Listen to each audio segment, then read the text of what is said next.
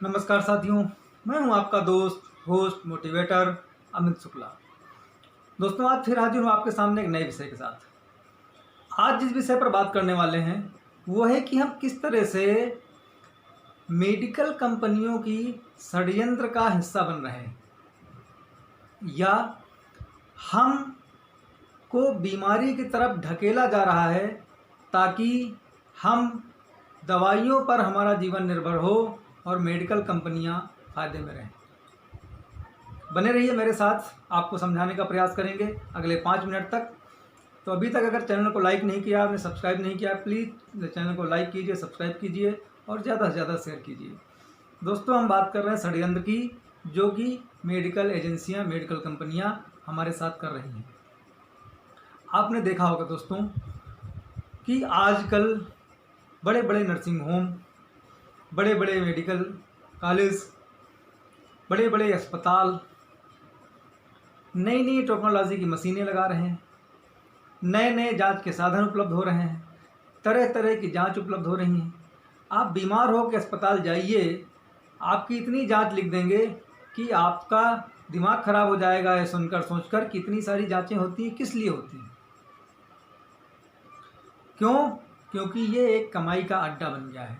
Medical जो क्षेत्र है उसमें इतना भ्रष्टाचार है आजकल कि आप सोच नहीं सकते। आपके पास सिर्फ पैसा होना चाहिए, आप बड़ा अस्पताल खोल सकते हैं, बड़ी बड़ी मशीनें लगा सकते हैं, आपको डॉक्टर किराए पर मिलेंगे और आप अच्छा बिजनेस कर सकते हैं। मतलब अस्पताल आज एक बिजनेस बन के रह गए हैं। मुर्दा व्यक्ति को भी वेंटिलेटर पर रखकर लाखों रुपए कमाए जाते हैं। एक मरे हुए व्यक्ति को भी वेंटिलेटर पर रखकर लाखों रुपए कमाए जाते हैं आज के माहौल में। ऐसी परिस्थिति आई क्यों दोस्तों?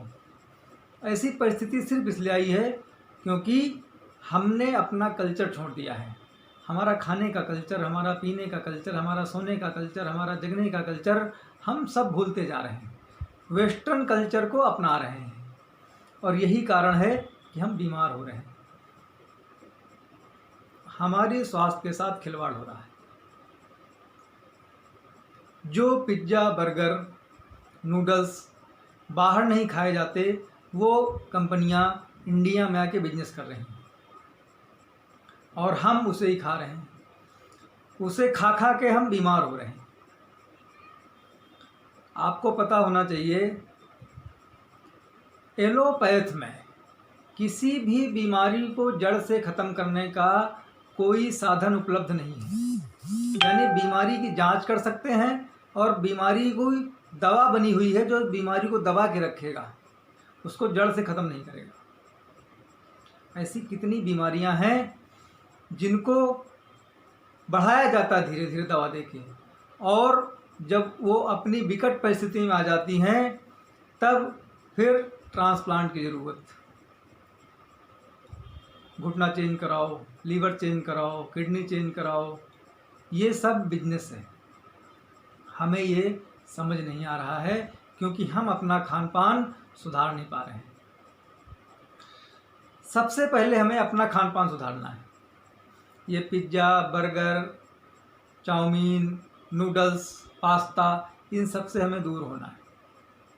आपको पता है दोस्तों कि नूडल्स पूरी दुनिया में खाए जाते हैं लेकिन मसालेदार नहीं खाए जाते। लेकिन हमारे यहाँ नूडल्स को चटपटा बनाया जाता है। बर्गर और पिज्ज़ा वहाँ खाए जाते हैं जहाँ उनको ताज़ी रोटी उपलब्ध नहीं है।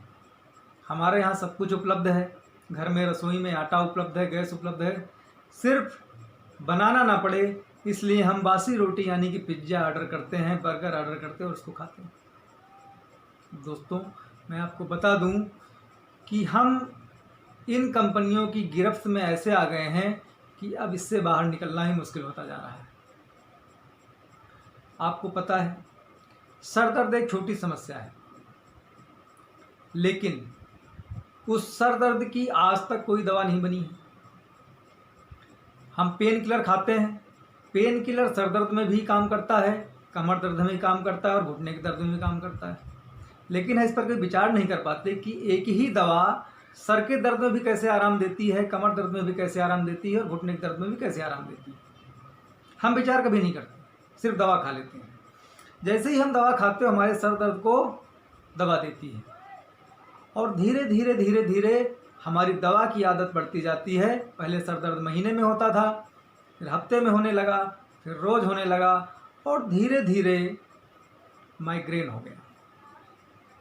जब आप डॉक्टर के पास जाएंगे, डॉक्टर आपको बोलेगा कि अब तो आपको माइग्रेन हो गया और उस माइग्रेन के लिए अलग से दवा बना दी गई। मतलब मेडिकल कंपनियों ने पहले तो आपके सर दर्द को धीरे धीरे करके बढ़ाया।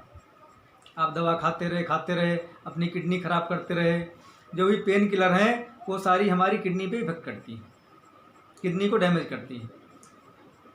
तो पहले तो आपने सर दर्द को बढ़ाया धीरे धीरे दवा खा के।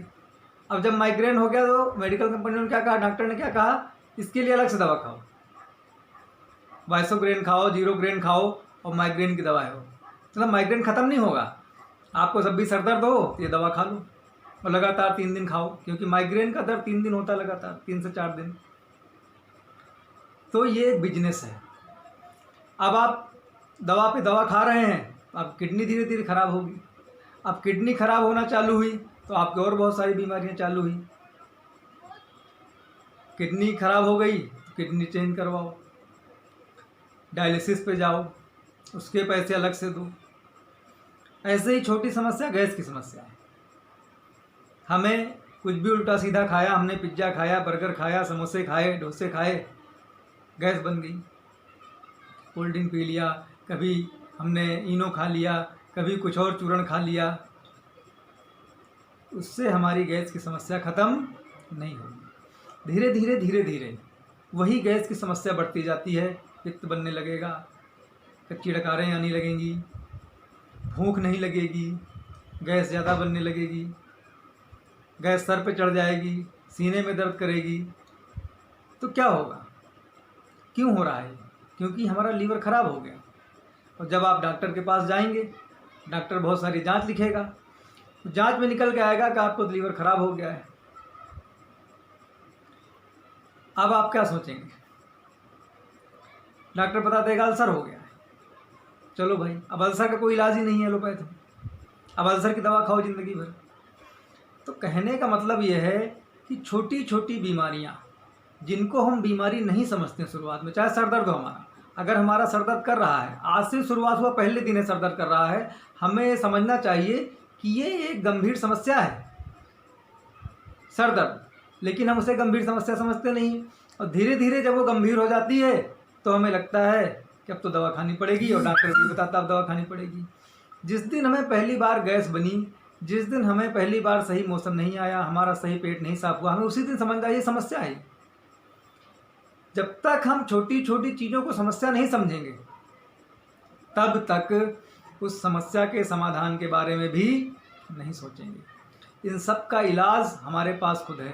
थोड़ा सा व्यायाम, थोड़ा सा योग, खान पान पे थोड़ा सा ध्यान, बस इन सारी समस्याओं से बचा जा सकता है, बीमार होने से बचा जा सकता है।